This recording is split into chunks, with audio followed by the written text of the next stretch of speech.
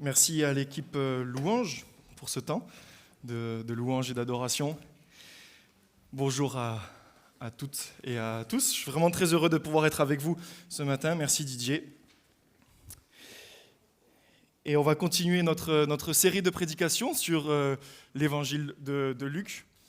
Et comme vous le savez aussi bien que moi, nous sommes le 12 décembre. Dans 13 jours, c'est Noël. Et nous sommes dans cette période de l'Avent où nous voulons nous préparer à cette fête, n'est-ce pas ? Certaines personnes décorent leur maison, d'autres mangent un petit chocolat tous les jours en faisant le décompte, en ouvrant bien une case après l'autre.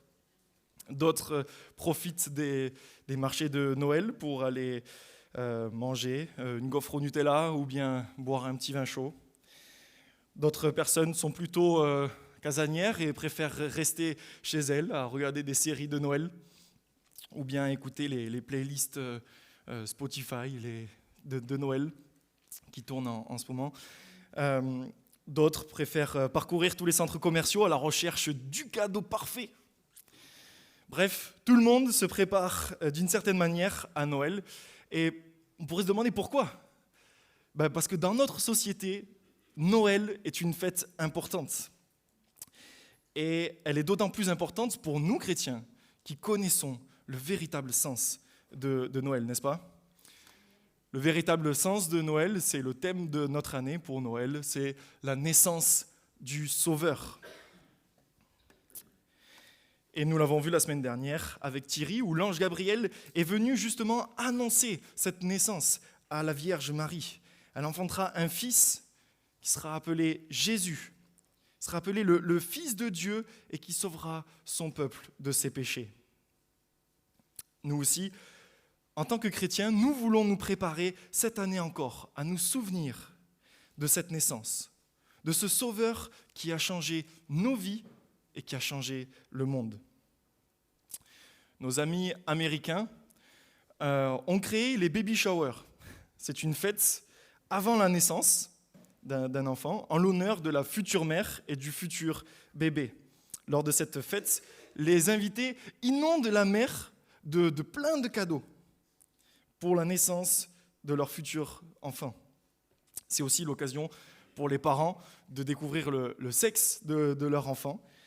Et ils peuvent faire éclater un ballon ou faire péter une fumigène. Et si la fumée sort bleu, alors c'est un garçon, et si c'est rose, alors c'est une fille. C'est aussi un moment de goûter que les gens partagent ensemble. Et souvent, lors de ce goûter, on demande aux futurs parents, aux futurs aux grands-parents, de faire un discours concernant la naissance de ce futur enfant. Et le texte que nous allons lire ce matin me fait vraiment penser à une baby shower. On pourrait dire que c'est la baby shower de Jésus. Marie et Élisabeth, qui attendent toutes les deux des enfants, se retrouvent et vont passer 3 mois ensemble. Et on peut facilement imaginer, n'est-ce pas, la joie de ces 2 futures mamans, surtout que c'était vraiment pas des moments où ils pouvaient s'attendre à avoir des enfants. Et dans notre texte, nous allons voir justement 3 discours qui peuvent être faits dans une baby shower. Et je vous propose donc de lire notre texte qui se trouve dans Luc, chapitre 1, versets 39 à 80. Je vous laisse chercher Luc 1, versets 39 à 80. Je fais les lectures. Dans ce même temps, Marie se leva et s'en alla en hâte vers les montagnes dans la ville de Juda. Elle entra dans la maison de Zacharie et salua Élisabeth. Dès qu'Élisabeth entendit la salutation de Marie, son enfant tressaillit dans son sein et fut rempli du Saint-Esprit. Elle s'écria d'une voix forte, « Tu es bénie entre les femmes et le fruit de ton sein est béni. Comment m'est-il accordé que la mère de mon Seigneur vienne auprès de moi ? Car voici, aussitôt que la voix de ta salutation a frappé mon oreille, l'enfant a tressailli d'allégresse dans mon sein. Heureuse celle qui a cru, parce que les choses qui lui ont été dites de la part du Seigneur auront leur accomplissement. » Et Marie dit, Mon âme exalte le Seigneur, et mon esprit se réjouit en Dieu, mon Sauveur, parce qu'il a jeté les yeux sur la bassesse de sa servante. Car voici, désormais, toutes les générations me diront bienheureuse, parce que le Tout-Puissant a fait pour moi de grandes choses. Son nom est saint, et sa miséricorde s'étend d'âge en âge sur ceux qui le craignent. Il a déployé la force de son bras. Il a dispersé ceux qui avaient dans le cœur des pensées orgueilleuses. Il a renversé les puissants de leur trône, et il a élevé les humbles. Il a rassasié de biens les affamés, et il a renvoyé les riches avides. Il a secouru Israël, son serviteur, et s'est souvenu de sa miséricorde, comme il avait dit à nos pères, envers Abraham et sa postérité pour toujours. Marie demeura avec Élisabeth environ 3 mois. Puis elle retourna chez elle. Le temps où Élisabeth devait accoucher arriva, et elle enfanta un fils. Ses voisins et ses parents apprirent que le Seigneur avait fait éclater envers elle sa miséricorde, et ils se réjouirent avec elle. Le 8e jour, ils vinrent pour circoncire l'enfant et l'appeler Zacharie du nom de son père. Mais sa mère prit la parole et dit « Non, il sera appelé Jean. » Ils lui dirent « Mais il n'y a dans ta parenté personne qui soit appelé de ce nom. » Et ils firent des signes à son père pour savoir comment il voulait qu'on l'appelle. Zacharie demanda des tablettes et il écrivit « Jean et son nom. » Et tous furent dans l'étonnement. Au même instant, sa bouche s'ouvrit, sa langue se délia et parlait, bénissant Dieu. La crainte s'empara de tous les habitants alentour et dans toutes les montagnes de la Judée, on s'entretenait de toutes ces choses. Tous ceux qui les apprirent les gardèrent dans son cœur en disant « Que sera donc cet enfant ?» Et la main du Seigneur était sur lui. Zacharie, son père, fut rempli du Saint-Esprit et prophétisa en ces mots. « Béni soit le Seigneur, le Dieu d'Israël, de ce qu'il a visité et racheté son peuple, et nous a suscité un puissant sauveur dans la maison de David, son serviteur, comme il l'avait annoncé par la bouche de ses saints prophètes au temps ancien. Un sauveur qui nous délivre de nos ennemis et de la main de tous ceux qui nous haïssent. C'est ainsi qu'il manifeste sa miséricorde envers nos pères et se souvint de sa sainte alliance, selon le serment par lequel il avait juré à Abraham, notre père, de le servir sans crainte, en marchant devant lui, dans la sainteté et dans la justice, tous les jours de notre vie. Et toi, petit enfant, tu seras appelé prophète du Très-Haut.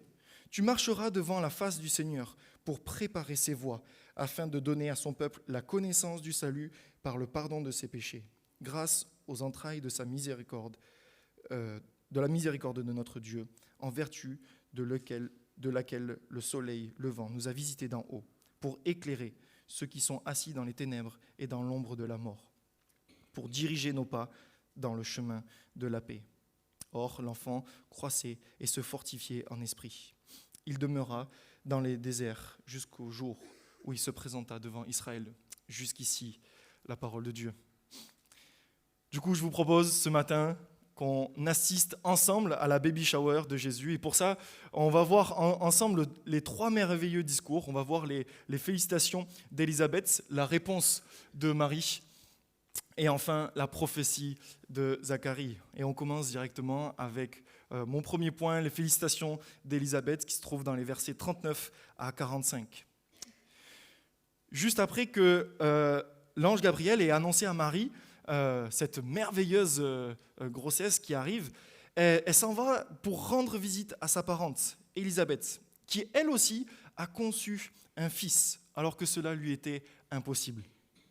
À peine arrivée dans la maison, son enfant tressaillit de joie.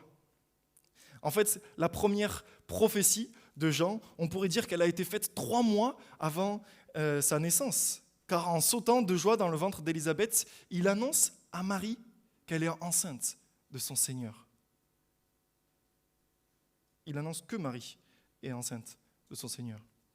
À ce moment-là, Élisabeth est remplie du Saint-Esprit et prononce un discours merveilleux. Elle commence en donnant une bénédiction particulière pour Marie. Et on sait qu'à l'époque, le statut social des femmes reposait fortement sur leur capacité à avoir des enfants ou de ne pas en avoir.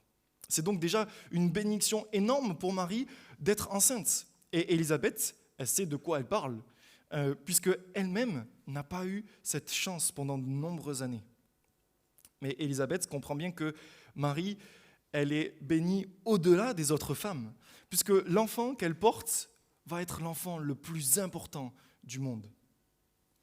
Puis après, elle apporte une bénédiction particulière à cet enfant en utilisant l'expression « le fruit de ton sein est béni ».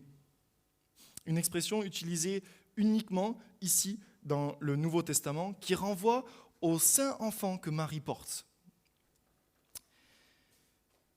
Élisabeth sait par le Saint-Esprit que cet enfant est le Messie annoncé. Jean 4, versets 25 et 26. Il est le sauveur du monde. Jean 4, verset 42.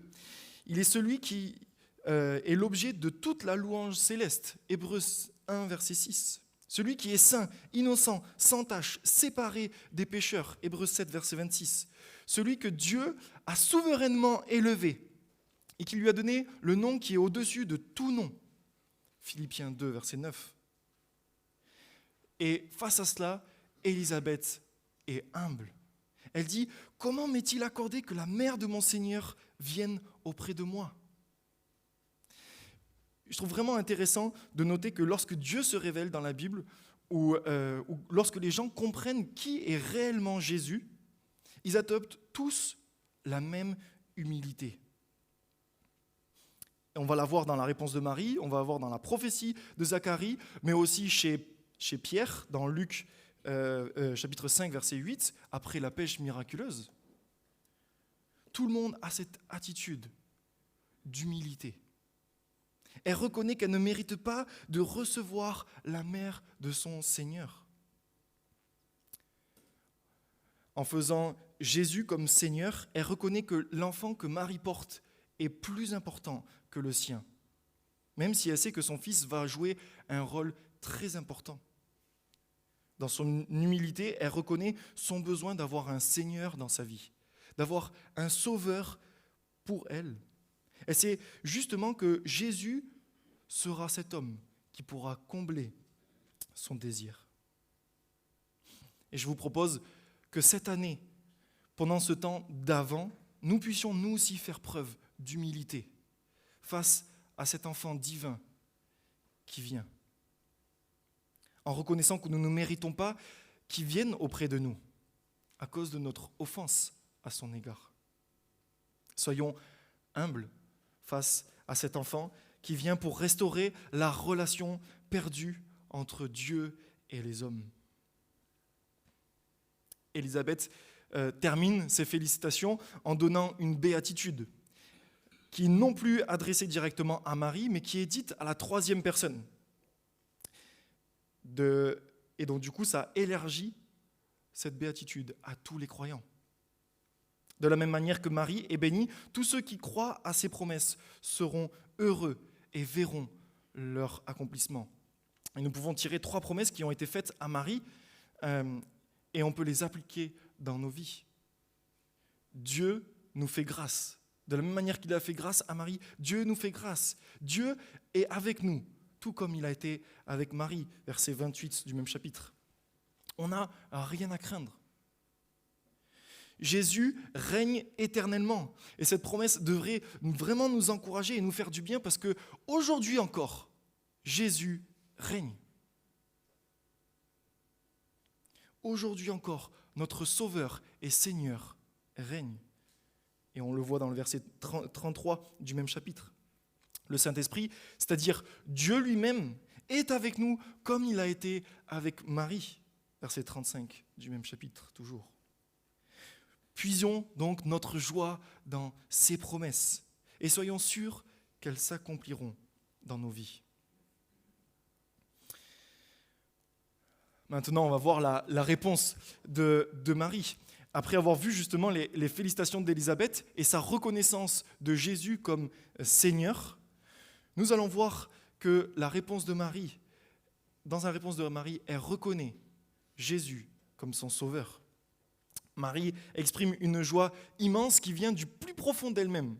Elle dit « Mon âme exalte le Seigneur. Mon esprit se réjouit en Dieu, mon Sauveur. » C'est une adoration véritable véritable à Dieu que Marie adresse.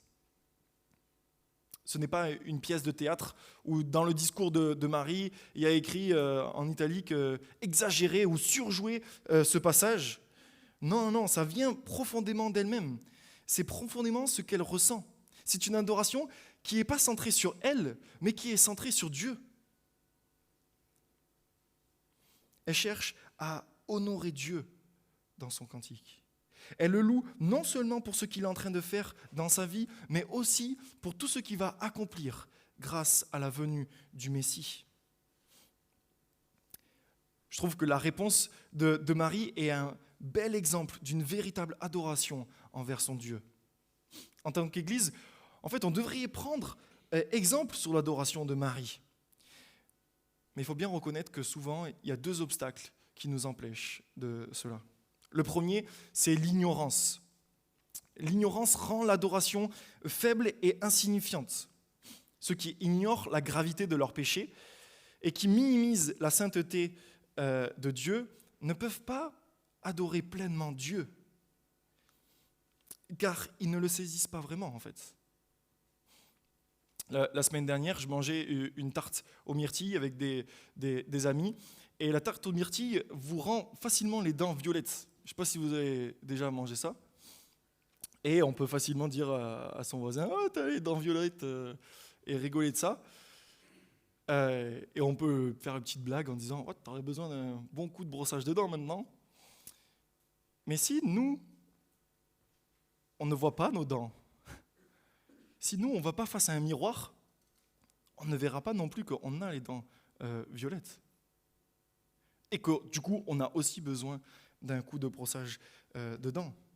Lorsqu'on reconnaît, lorsqu'on est face à ce miroir, lorsqu'on reconnaît qu'on a besoin d'un sauveur et qu'on trouve justement en Jésus un plein pardon pour nos fautes, notre adoration est bien plus forte et bien plus véritable. Le deuxième obstacle est l'orgueil, qui rend en fait notre adoration hypocrite. Les orgueilleux, eux, n'éprouvent pas le besoin d'adorer Dieu. Ou lorsqu'ils le font d'une manière hypocrite parce qu'eux-mêmes se considèrent comme leur propre Dieu, au fond. Marie, elle reste humble et reconnaît sa bassesse. Son expression « il a jeté les yeux sur la bassesse de sa servante » au verset 48 traduit son émerveillement, ébahi de voir que Dieu a choisi de la bénir elle. Elle se sait pécheresse, elle a besoin de la miséricorde et de la grâce de Dieu. Elle reconnaît qu'elle ne mérite rien. Elle ne fait pas partie de l'élite sociale qui était à Jérusalem ou en Judée. Non, elle fait partie d'un petit village galiléen, à Nazareth, qui était insignifiant et méprisé par tous. Au fond, Marie a une idée très élevée de Dieu et a une idée très modeste d'elle-même.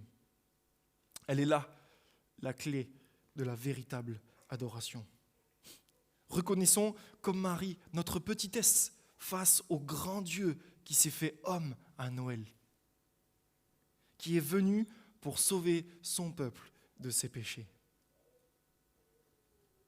Marie reconnaît la grâce qui lui a été faite de porter le Messie promis, celui qui est saint et qui vient pour sauver de misérables pécheurs. La louange de Marie au verset 50 dépasse son propre cas car elle fait allusion au psaume 103, verset 17.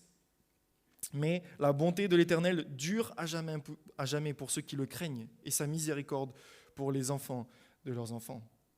Elle célèbre Dieu pour le salut commun offert à tous ceux qui le craignent.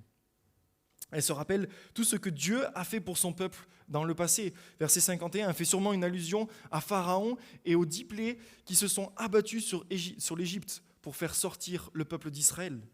Au verset 52, elle fait sûrement une allusion à la conquête de Canaan avec Josué. Au verset 53, elle doit penser probablement à l'histoire de la fuite de David face à Saül. Elle se rappelle aussi que les promesses de Dieu faites à Abraham, notamment celle d'un Messie à venir, qui fera de sa descendance un peuple nombreux où toutes les nations de la terre seront représentées. Alors, comme Marie, soyons reconnaissants. Prenons exemple sur elle d'un exemple de reconnaissance, d'humilité, et de ne pas être oublieux de tout ce que Dieu fait et que Dieu tient ses promesses. Après la magnifique réponse de Marie, le texte fait un saut dans le temps parce qu'on arrive directement au moment de la naissance de Jean. On n'a pas d'informations si l'accouchement s'est bien passé, si elle a accouché à la clinique ou bien chez elle, si elle a accouché par césarienne ou s'il y a eu des complications particulières lors de cette grossesse.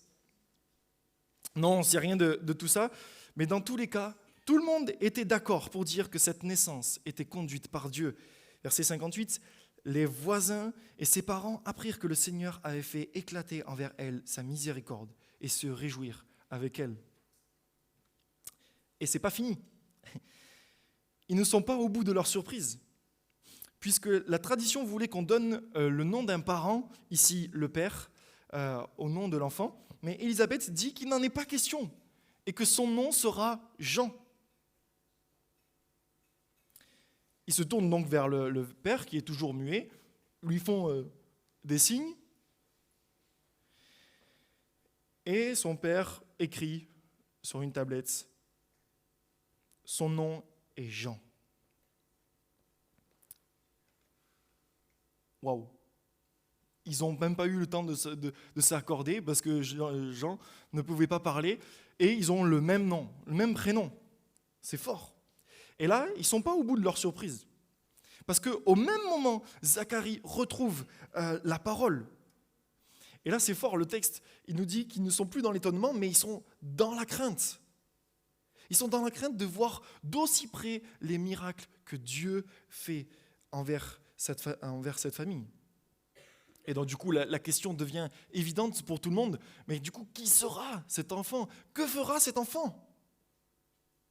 Et justement, Zacharie va nous donner la réponse dans cette magnifique prophétie des versets 68 à 79. Tout le long de sa prophétie, Zacharie exprime sa joie pour son Seigneur et Sauveur. C'est une joie qui caractérise bien toutes les personnes qui sont délivrées et sauvées par Dieu. Les bergers, après avoir vu Jésus dans la crèche, s'en retournèrent glorifiant et louant Dieu pour tout ce qu'ils avaient vu et entendu et qui était conforme à ce qui leur avait été annoncé. Ça, c'est Luc 2, verset 20. Le paralytique qui descend par le toit pour venir à Jésus, après avoir été pardonné de ses péchés et guéri de sa paralysie, se leva, prit le lit sur lequel il était couché et s'en alla dans sa maison, glorifiant Dieu. Luc 5, verset 25. Le démoniaque qui avait une légion de démons en lui et qui fut délivré par une simple parole de Jésus, s'en alla et publia par toute la ville tout ce que Jésus avait fait pour lui. Luc 8, verset 39. Zacharie, lui aussi, adresse un vrai cantique de louange à Dieu, son Sauveur. Notez ici qu'il ne va pas remercier Dieu de l'avoir guéri de sa paralysie, de son handicap, mais il va louer Dieu pour l'avoir racheté. Mais non seulement lui, mais aussi tout son peuple. Béni soit le Seigneur, le Dieu d'Israël, de ce qu'il a visité et racheté son peuple, et nous a suscité un puissant Sauveur. Et reconnaît Jésus comme son véritable Sauveur. Et jusqu'ici, il ne pouvait pas le dire par sa bouche, mais maintenant, tout ce qu'il y avait dans son cœur peut être exprimé à pleine voix. Zacharie était le sacrificateur du peuple. Il connaissait les prophéties de l'Ancien Testament par cœur. Il enseignait régulièrement au peuple l'Ancien Testament. Et il reconnaît ici que Jésus est le Messie annoncé par les prophètes. Son cœur est rempli de joie car Dieu tient ses promesses. Zacharie connaissait aussi très bien toutes les alliances que Dieu a fait avec son peuple. Des alliances où Dieu bénirait son peuple à condition qu'Israël marche fidèlement avec Dieu. Et Zacharie reconnaît qu'en envoyant Jésus, Dieu fait grâce, car nous n'avons pas marché fidèlement avec lui, mais nous l'avons déshonoré. Dieu envoie Jésus pour nous délivrer de nos péchés. Non seulement il nous délivre de nos péchés, mais nous permet aussi de le servir sans crainte, en marchant devant lui, dans la sainteté acquise par le sacrifice de Jésus, et sa justice pour tous les jours de notre vie, versets 74 et 75.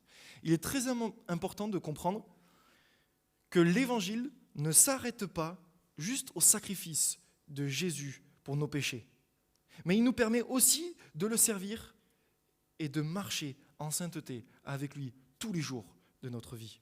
N'est-ce pas merveilleux?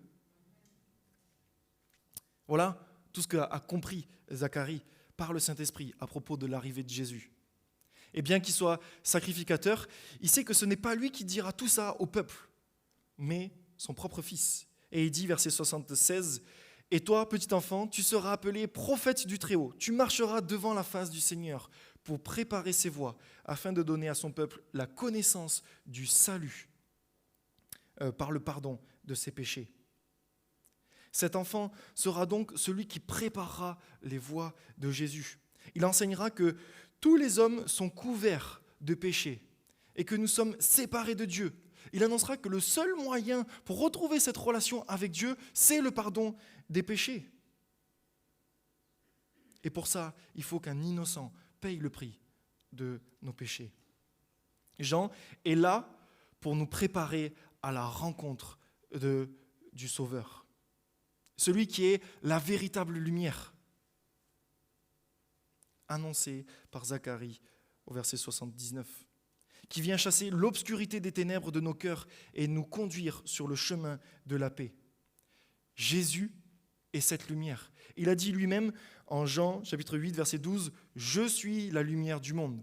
Celui qui me suit ne marchera pas dans les ténèbres, mais il aura la lumière de la vie. » Tout comme l'Avent prépare à fêter Noël, tout comme les baby showers préparent l'arrivée d'un nouveau bébé dans une famille, Jean nous prépare à l'arrivée du Sauveur, de Jésus-Christ, le Seigneur. Alors que ce Noël arrive à grands pas, cette année encore, je vous propose qu'on prépare nos cœurs à recevoir le Roi de gloire qui vient pour transformer nos vies et transformer le monde. Amen.